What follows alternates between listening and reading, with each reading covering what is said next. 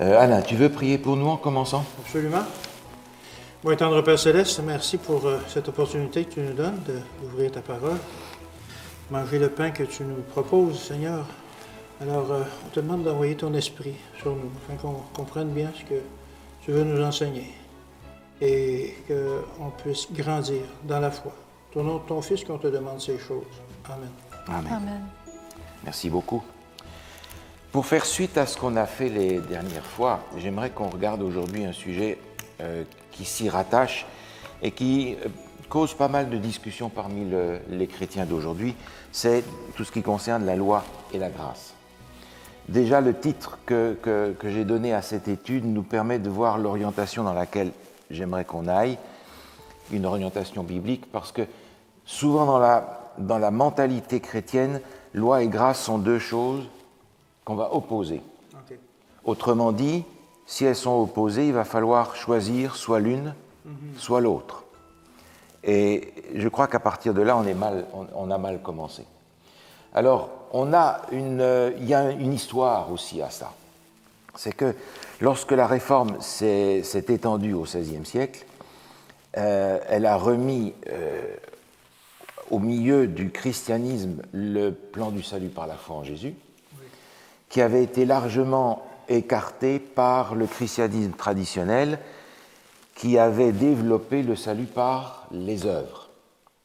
Par conséquent, la réforme se place dans un état d'esprit de réaction vis-à-vis d'un christianisme traditionnel qui s'était écarté des Écritures. Et comme toujours, une réaction va généralement un peu trop loin de l'autre côté. On enseignait le salut par les œuvres.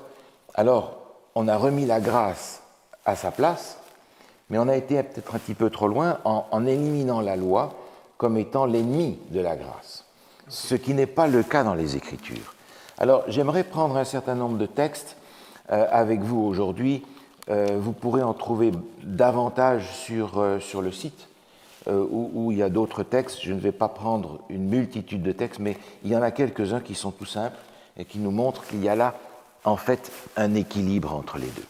Alors, j'aimerais d'abord regarder un texte qui nous parle de la nature de la loi. Qu'est-ce que cette loi, à quoi est-ce qu'elle ressemble? Dans 1 Pierre, chapitre 1, on va lire le verset 24 et 25. 1 Pierre, chapitre 1er, le verset 24 et 25. Alain, est-ce que tu veux bien nous lire ça? Absolument, avec plaisir. Car toute chair est comme l'herbe, et toute sa gloire comme la fleur de l'herbe. L'herbe sèche et la fleur tombe, mais la parole du Seigneur demeure éternellement. La parole du Seigneur demeure éternellement, que ce soit dans l'Ancien, que ce soit dans le Nouveau. La parole de Dieu est la parole de Dieu. Elle va s'orienter vers une époque, vers des circonstances particulières, mais elle demeure éternellement. Le fond de la révélation est éternel. Sa loi l'est donc aussi. Ça fait partie. Ça en fait partie. Ça fait partie. Cette loi, elle est en fait l'expression du caractère de Dieu. Ce que nous appelons la loi, c'est en fait l'expression de quelque chose de beaucoup plus grand, qui est Dieu lui-même, son caractère. La loi va être la mise en application de ce caractère de Dieu. On va jeter un œil dans les psaumes. Psaume 19. Psaume 19, on va lire les versets 8 à 11. Psaume 19, les versets 8 à 11. Stéphanie, tu veux bien nous lire ça? Certainement. La loi de l'Éternel est parfaite, elle restaure l'âme. Le témoignage de l'Éternel est véritable, il rend sage l'ignorant. Les ordonnances de l'Éternel sont droites, elles réjouissent le cœur. Les commandements de l'Éternel sont purs, ils éclairent les yeux. La crainte de l'Éternel est pure, elle subsiste à toujours. Les jugements de l'Éternel sont vrais, ils sont tous justes. Ils sont plus précieux que l'or, que beaucoup d'or fin. Ils sont plus doux que le miel, que celui qui coule des rayons. Merci beaucoup. Ici, un développement sur la loi de l'Éternel, elle est parfaite, parce que le caractère de Dieu est parfait. Et le texte nous dit, voilà tout ce qu'elle fait, cette loi de Dieu. Elle est en réalité un mode d'emploi pour l'humanité, pour ramener l'humanité vers le caractère de Dieu. La loi n'est pas une liste de choses à faire pour être bon. La loi est un mode d'emploi pour devenir comme Dieu. C'est un objectif tout à fait différent, ça, n'est-ce pas? Alors, j'aimerais revenir dans le Nouveau Testament, un texte qui nous rappelle de quelle manière le plan du salut est mis sur pied, dans Éphésiens au chapitre 2. Éphésiens chapitre 2, ce sont les versets 8 à 10 que nous connaissons bien. Éphésiens chapitre 2, versets 8 à 10, où on a justement là l'équilibre entre la grâce et la loi de Dieu. Car c'est par la grâce que vous êtes sauvés, par le moyen de la foi. Et cela ne vient pas de vous, c'est le don de Dieu. Ce n'est point par les œuvres, afin que personne ne se glorifie. Car nous sommes son ouvrage, ayant été créés en Jésus-Christ, pour de bonnes œuvres que Dieu a préparées d'avance, afin que nous les pratiquions. Merci. La grâce et les œuvres qui sont l'accomplissement de ce que Dieu nous demande de faire pour lui ressembler. Alors ça commence par le don de Dieu, et lorsque ce don de Dieu est reçu, à ce moment-là, on est prêt à produire des bonnes œuvres comme un arbre, c'est-à-dire que ça va venir du dedans. On peut toujours accrocher des pommes sur un pommier, mais ça ne va pas porter des fruits, ça. Les fruits qu'on est amené à porter viennent du dedans. D'abord le don de Dieu, ensuite les actions qui répondent à son mode d'emploi. Maintenant, les Écritures font la distinction claire entre la loi morale, les 10 commandements, et les lois qui sont données à Israël, les lois cérémonielles et autres lois qui sont données. J'aimerais regarder quelques textes pour montrer que dans l'Esprit de Dieu, ces choses sont distinctes. Regardez par exemple dans Deutéronome, au chapitre 31. Deutéronome, chapitre 31. On a une indication ici de ce qu'il faut faire avec ces lois que Dieu a données à Moïse. Alain, est-ce que tu aimerais nous lire Deutéronome 31, les versets 24 à 26? Lorsque Moïse eut complètement achevé d'écrire dans un livre les paroles de cette loi, il donna cet ordre aux Lévites qui portaient l'arche de l'Alliance de l'Éternel. Prenez ce livre de la loi et mettez-le à côté de l'arche de l'Alliance de l'Éternel, votre Dieu, et il sera là comme un témoin contre toi. Merci bien. Ces lois que Dieu avait transmises à Moïse pour le peuple, il faudra les mettre dans le lieu très saint, mais à côté de l'arche. Ça souligne d'un côté leur importance, mais une différence avec ce qui est dans l'arche. Et pour ça, on va regarder dans Exode, au chapitre 25. Exode 25, on a là les indications que Dieu donne pour construire le mobilier du sanctuaire. À partir du verset 10, il est dit « Ils feront une arche de bois d'acacia », etc. Et au verset 16, Stéphanie, si tu veux bien nous lire le verset 16, Exode 25, verset 16. « Tu mettras dans l'arche le témoignage que je te donnerai. » Merci. Donc dans cette arche va se trouver la loi morale, les 10 commandements, les 2 tables de pierre. Il y a donc une distinction à faire entre les lois qui vont être données pour Israël dans un contexte particulier et la loi éternelle de Dieu qui est exprimée dans les 10 commandements, qui est dans l'arche de l'Alliance. Ils n'ont pas été écrits de la même façon non plus. Exactement. Comment est-ce que les 10 commandements ont été écrits? Par le doigt de Dieu. Sur des tables de pierre. Exprimant la permanence. Là. Oui, c'est ça. Le reste a été écrit par Moïse sur les documents qu'ils avaient, les rouleaux de l'époque, qui montrent une différence quand même entre les deux. C'est juste, c'est tout à fait juste. Et ces lois qui ont été apportées pour Israël dans un temps, j'irais presque jusqu'à dire qu'elles sont l'application de la loi morale pour cette occasion-là. C'était un peuple qui avait une situation particulière, c'était une théocratie, c'était un seul peuple qui était utilisé par Dieu comme outil de travail, ils étaient peu éduqués, il fallait commencer à faire leur éducation même dans le domaine purement sanitaire. Par conséquent, ces lois étaient une application des 10 autres dans le sens large où ce peuple devait le mettre en pratique.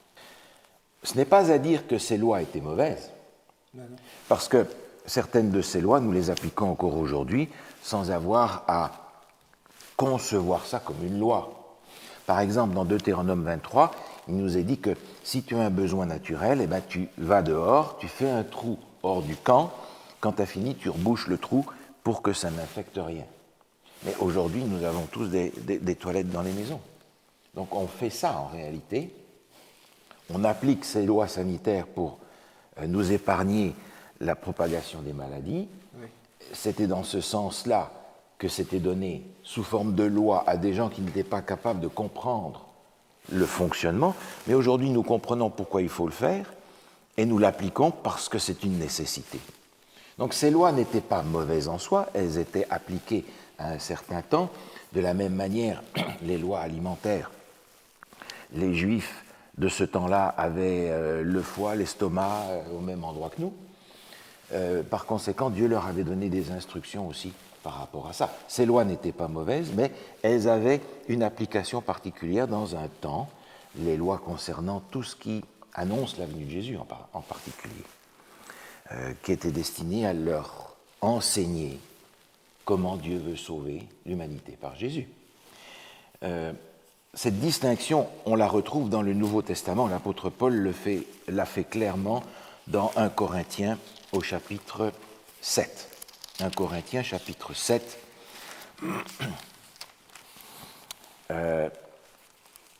Alain, est-ce que tu aimerais nous lire, s'il te plaît, le verset 19? La circoncision n'est rien, et l'incirconcision n'est rien, mais l'observation des commandements de Dieu est tout. Merci. L'apôtre Paul ici ne prend pas n'importe quel exemple. Il prend l'exemple de la circoncision, qui est une marque distinctive du peuple hébreu. Et une marque très significative, parce que à l'intérieur de cette dynamique-là, on appartenait au peuple de père en fils, par conséquent, oui. On était fils d'eux, et on était fils de la loi, et on était dans le peuple. Et le peuple était le peuple de Dieu. Et cette appartenance-là, cette filiation avec, par le signe sur le sexe, était cette identité de fils d'eux. Aujourd'hui, nous avons un signe différent, mais qui a le même sens. Nous devenons enfants de Dieu par le baptême. Oui. Alors il prend ici un signe qui est très significatif pour les Hébreux et qu'il va opposer au commandement de Dieu. Donc cette circoncision a un sens très profond. Nous avons dans l'institution du baptême le même sens, mais en fait, la circoncision s'appliquait à un temps particulier et il essaye de leur faire comprendre, ne mettez pas ces deux choses sur le même plan. L'observation des commandements de Dieu, c'est tout. C'est primordial. Il y a donc une distinction importante qui est faite là, mais les Écritures nous font comprendre que cette loi de Dieu qui est derrière toutes ces prescriptions et ces lois, c'est le caractère même de Dieu. On va regarder ce texte dans le psaume 119, un psaume qui parle de la parole de Dieu et de la loi de Dieu. Psaume 119, le verset 160. Psaume 119, le verset 160. Stéphanie, si tu veux bien nous lire ce verset. Le fondement de ta parole est la vérité, et toutes les lois de ta justice sont éternelles. Merci. Alors, toutes ces lois sont éternelles. Pourtant, on apprend qu'il y a des lois qui sont caduques après Jésus. On apprend par conséquent que ce qui sous-tend ces lois qui sont dans l'Ancien Testament sont en fait des principes qui demeurent toujours. Ils vont simplement s'appliquer d'une façon différente à certaines époques et à d'autres temps. Ces principes qui sous-tendent la loi de Dieu sont des principes éternels. parce que Dieu est éternel, parce que son caractère est éternel, et parce que ses lois vont en réalité gérer toute l'éternité à laquelle nous sommes invités à participer. Alors si déjà, aujourd'hui, ces lois de Dieu, ce mode de fonctionnement, ce mode d'emploi de la vie chrétienne nous répugne, mais qu'est-ce qu'on va faire dans le royaume éternel de Dieu où ces lois seront en application pendant l'éternité? Il y a donc derrière les prescriptions que Dieu donne l'expression d'un caractère qui est celui que Dieu voudrait nous voir reproduire et dont il a donné l'exemple suprême dans la personne de Jésus, bien entendu. Alors, le rôle de la loi nous est expliqué un petit peu par l'apôtre Paul. On va regarder un texte, par exemple, dans l'épître aux Romains, au chapitre 7. Romains, chapitre 7. Alain, est-ce que tu pourrais nous lire, s'il te plaît, Romains, chapitre 7, le verset 7. Que dirons-nous donc? La loi est-elle péché? Loin de là.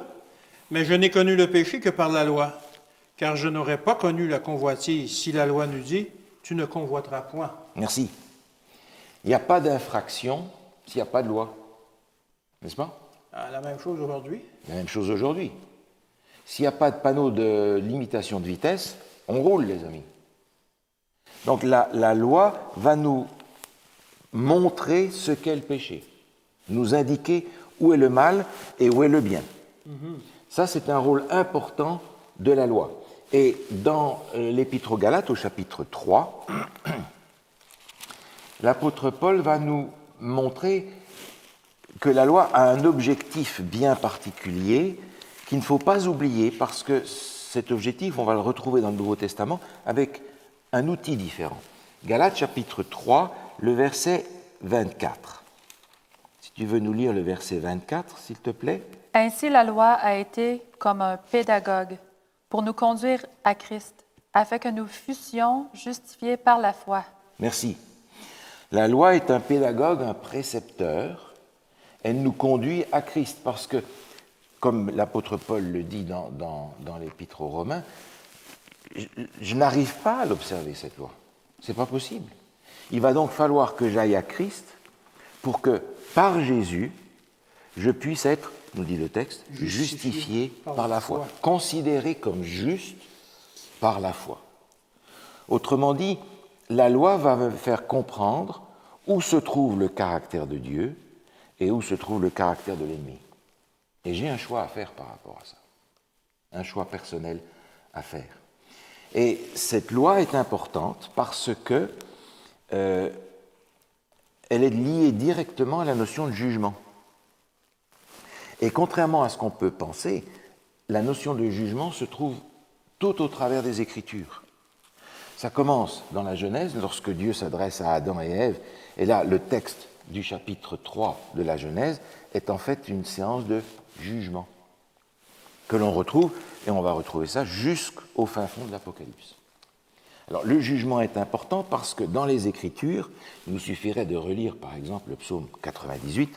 On ne va pas le relire maintenant, mais vous pourrez le relire en même temps que le psaume 96, d'ailleurs, à tête reposée, où, dans les Écritures, le jugement est bonne nouvelle. Le jugement, c'est la réhabilitation de l'enfant de Dieu dans son statut. Alors, dans ce sens-là, le jugement, pour pouvoir être exercé en faveur des croyants, doit s'appuyer sur quelque chose. On va regarder ça dans 2 Corinthiens. 2 Corinthiens, chapitre 5. 2 Corinthiens, chapitre 5.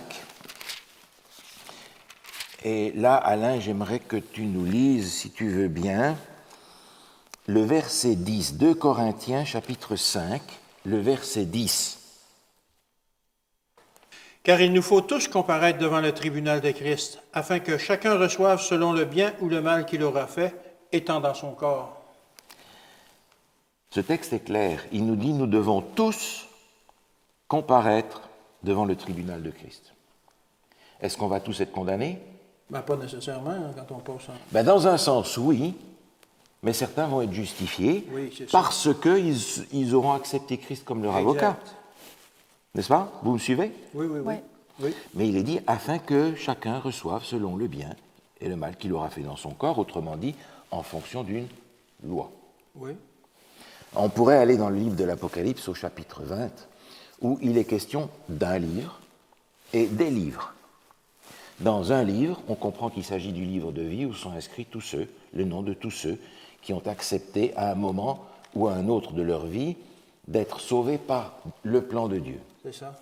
Et le texte nous dit que dans les livres se trouve le récit de leur vie. Il va donc falloir comparer. Est-ce que ça veut dire que nous sommes jugés par rapport à nos œuvres? Ah non.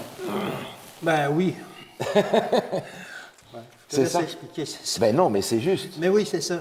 C'est oui et non. c'est En oui. fait, les œuvres que nous vivons vont être le symptôme de l'authenticité ou non de notre foi. C'est ça.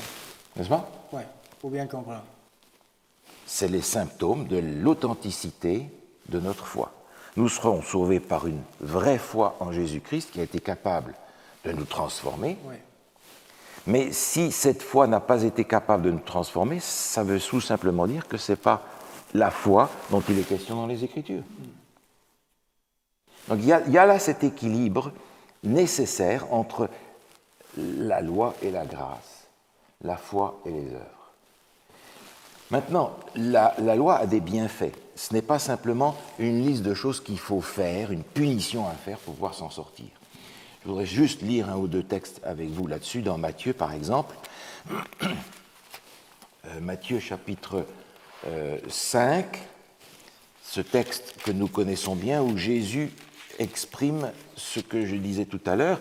Il est venu pour donner à cette loi de Dieu une expression complète, en chair et en os. Matthieu 5, 17 à 20. Ne croyez pas que je sois venu pour abolir la loi ou les prophètes. Je suis venu non pour abolir, mais pour accomplir. Car je vous le dis en vérité, tant que le ciel et la terre ne passeront point, il ne disparaîtra pas de la loi, un seul iota ou un seul trait de lettre, jusqu'à ce que tout soit arrivé. Celui donc qui supprimera l'un de ses plus petits commandements et qui enseignera aux hommes à faire de même, sera appelé le plus petit dans le royaume des cieux, mais celui qui les observera et qui les enseignera, celui-là sera appelé grand dans le royaume des cieux. Car je vous le dis, si votre justice ne surpasse celle des scribes et des pharisiens, vous n'entrerez point dans le royaume des cieux. Merci. Jésus est en train de dire ici, je suis venu pour mettre en chair et en os l'accomplissement total de la loi. Mais vous, si vous pensez que vous avez accompli la loi en suivant juste la liste des choses à faire ou à ne pas faire, vous êtes tout simplement des légalistes, vous n'entrerez pas dans le royaume des cieux. Parce que cette loi, si elle reste quelque chose à faire, elle n'a pas accompli son rôle en moi. La loi va me conduire à Christ de façon à ce que je comprenne que ce n'est pas quelque chose à faire, c'est quelque chose à être. Et quand je deviens peu à peu l'incarnation de cette loi, je ne suis plus avec une pression de la loi qu'il faut que j'accomplisse. Ça demande un changement de caractère. C'est ça? Absolument. Un exemple. Pour traverser les agglomérations, les villes et les villages, c'est 50 km/h. Imaginez que j'ai eu un enfant qui a été renversé par une voiture qui roulait plus vite que ça dans une agglomération, que mon enfant est mort, et que suite à ça, je décide, moi je dis qu'il ne faut pas rouler à 50, il faut rouler à 40. Et que dans toutes les agglomérations, je roule à 40. Même s'il y a un panneau qui me dit 50, ça ne me change rien, moi. Même s'il y a une voiture blanche avec des choses rouges et bleues sur le toit, qui est plus ou moins cachée, ça ne me change rien. Je n'ai plus cette pression de la loi pour me dire si tu en fais trop, tu vas avoir une punition. Si tu en fais Voilà. J'ai choisi d'en faire moins. Parce que c'est un choix personnel. Cette loi est devenue ma loi, elle est devenue intégrée. Maintenant, le reste ne me dérange plus du tout. Je ne suis plus sous cette loi-là parce qu'elle n'est plus extérieure à moi, elle est intérieure à moi.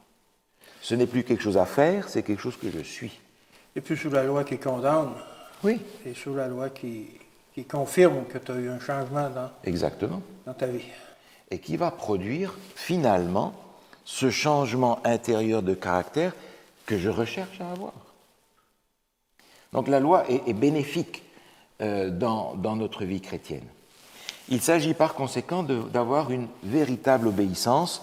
Et dans Jean insiste pas mal sur cet élément-là, dans Jean chapitre 15, on va lire le verset 10. Jean 15, le verset 10. Si vous gardez mes commandements, vous demeurez dans mon amour, de même que j'ai gardé les commandements de mon Père et que je demeure dans son amour. Merci. Revenez un chapitre en arrière, où on a la même idée qui est au chapitre 14 et au verset 15. Si tu veux nous lire ça, Stéphanie. Si vous m'aimez, gardez mes commandements. Alors là, il y a la notion de loi et d'amour qui sont ensemble. Et ça, c'est pas nouveau, parce que dans l'Ancien Testament, c'était déjà le cas. On va lire un texte à ce sujet. Mais il est impossible de suivre le mode d'emploi de Dieu si je ne le fais pas par amour. Si vous m'aimez, gardez mes commandements. Donc si je n'aime pas Dieu et que je garde les commandements, je suis complètement à côté du plan du salut. Vous me suivez? Oui, oui. Ça met un fardeau aussi sur les épaules. Oui. Et je ne peux pas non plus prendre l'un ou l'autre. L'exemple d'une maman qui demande à son garçon « Est-ce que tu pourrais sortir les poubelles pour les mettre dehors ?» « Oui, maman, je t'aime tellement que je ne vais pas le faire. » Oui. Ça ne fonctionne pas. Ça n'a pas de sens. Non. Donc, j'aime tellement Dieu et mon prochain que je ne vais pas observer la loi. Ouais.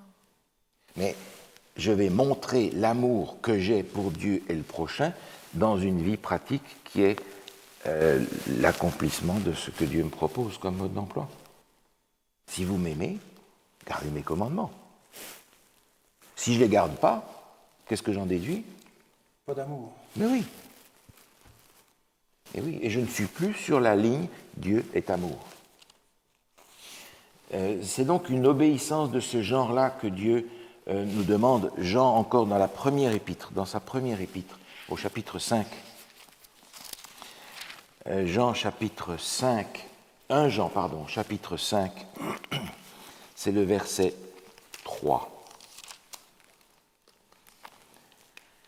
Car l'amour de Dieu consiste à garder ses commandements, et ses commandements ne sont pas pénibles. Merci. Comment est-ce que ces commandements ne sont pas pénibles? Parce qu'on le fait par amour. Quand on le fait par amour, c'est pas pénible. Oui. On peut prendre les exemples concrets d'aujourd'hui avec nos enfants, notre épouse, les gens qu'on aime. Exactement. On aime leur rendre service, on aime faire des choses pour eux. Oui. Quand un gars tombe amoureux fou d'une fille, c'est pas pénible. Il va faire des affaires que, si on lui demandait de faire, il ne le ferait jamais. N'est-ce pas? Parce qu'il y a une autre motivation. Oui. Et on a cette parole des Écritures, l'amour du Christ nous presse. Nous presse, oui. Donc ces commandements ne sont pas pénibles, parce qu'ils sont devenus intériorisés. Et c'est là que se trouve toute la différence. Alors il y a certains passages qui sont à apprendre de la bonne manière. Je regarde par exemple Épître aux Romains, chapitre 3.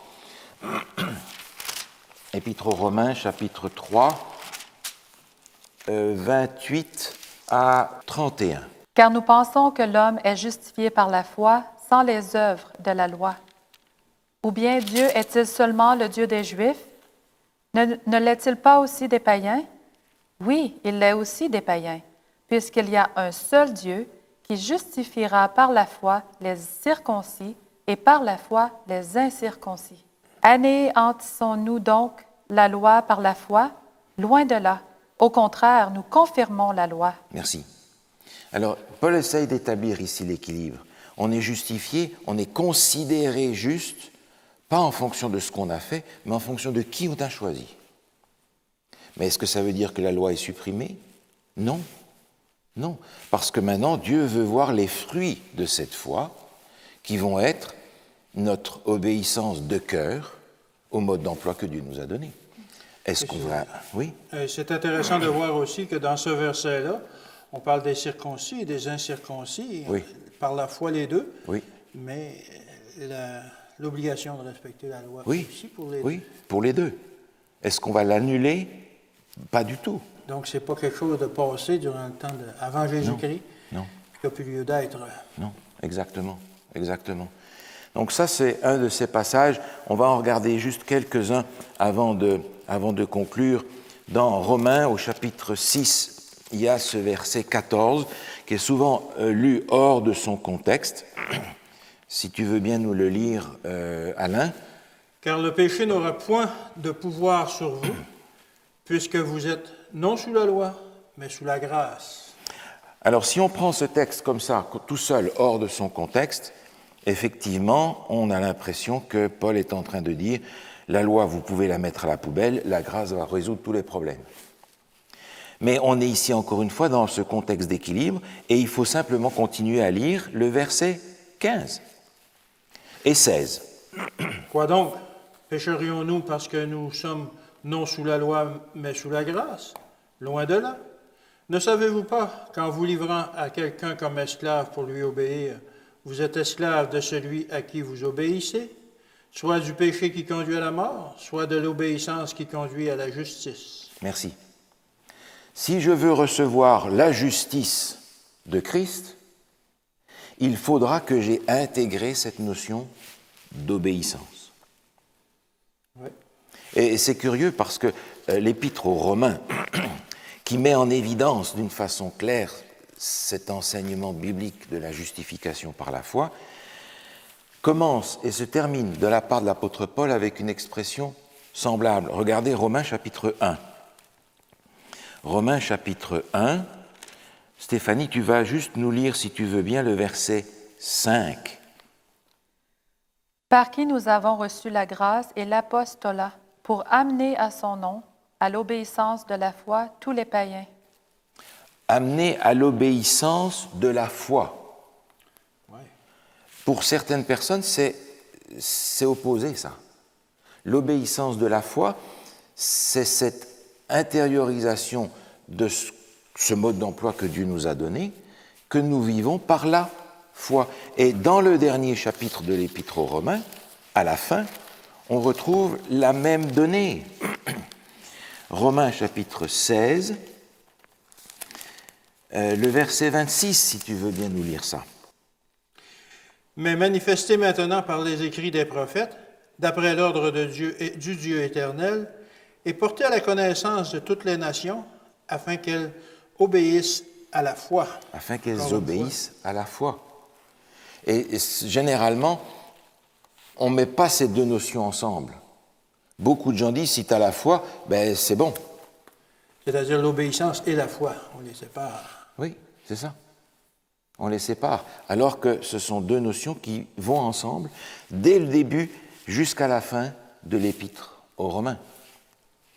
Alors, ces textes-là sont importants. Ils sont justement dans l'Épître aux Romains où Paul essaye de faire l'équilibre en se souvenant qu'il a affaire malgré tout à des gens qui sont pétris de judaïsme aussi. N'est-ce pas? Ça va? Oui. Un autre passage au chapitre 10 de l'Épître aux Romains. Romains 10, le verset 4.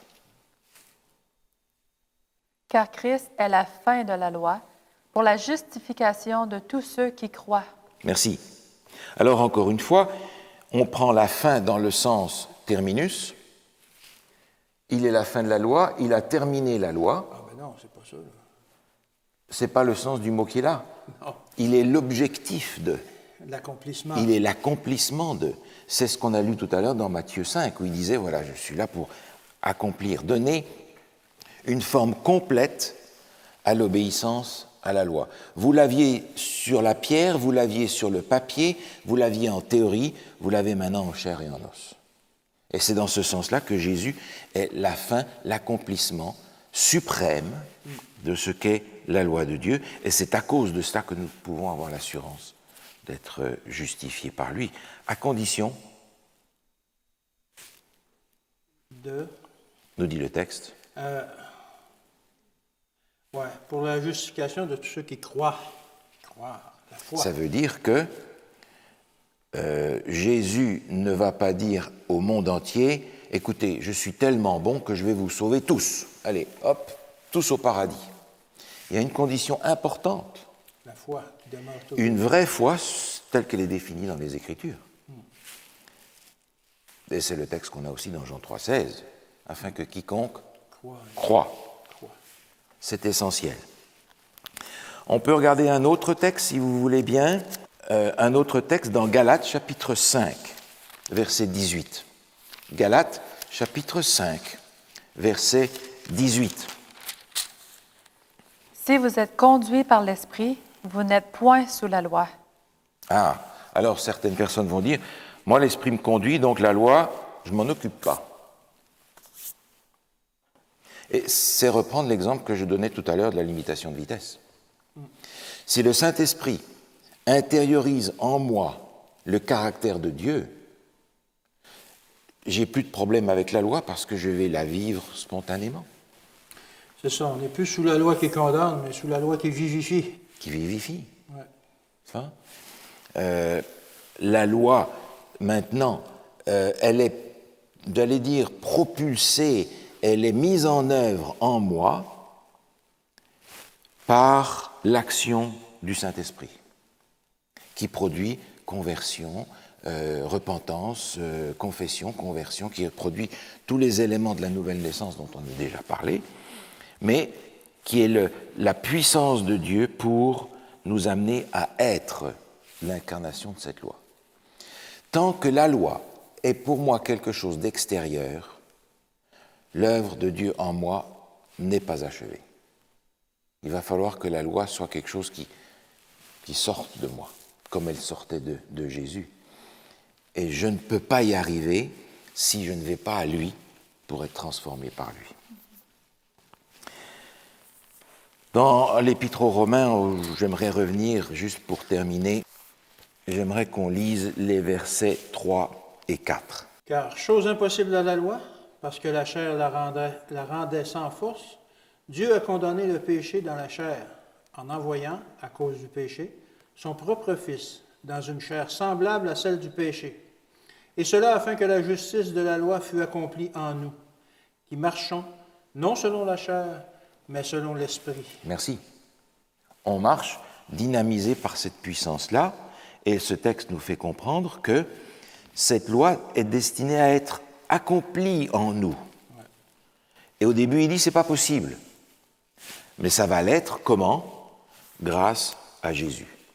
Seul Jésus, par son sacrifice et par sa promesse de son esprit, va nous rendre capables de devenir la loi intériorisée, la loi vécue par l'intérieur, la loi accomplie, pas par nous, mais en nous. C'est une grosse différence. Et on marche encore, qui marchons non selon la chair, mais selon l'Esprit. Mais selon l'Esprit. Alors, c'est ça. Et l'Esprit va nous conduire, non pas à faire autre chose que ce que la loi nous dit, mais à être cette loi. Ouais. Par conséquent, je ne peux jamais dire « Ah, la Bible me dit ça, mais le Saint-Esprit ne m'a pas encore révélé ça. Oh. » Parce que, par quels moyens les Écritures ont-elles été faites? Par l'inspiration du Saint-Esprit. C'est poussé par le Saint-Esprit que des hommes ont parlé de la part de Dieu. Ouais. Donc, si dans les Écritures, j'ai quelque chose de clair à ce sujet-là, le Saint-Esprit ne va pas perdre son temps à me le répéter à l'oreille. Il va attendre que, par la foi, je reçoive l'action du Saint-Esprit au travers des Écritures. Et je ne peux donc pas opposer l'action du Saint-Esprit aux Écritures.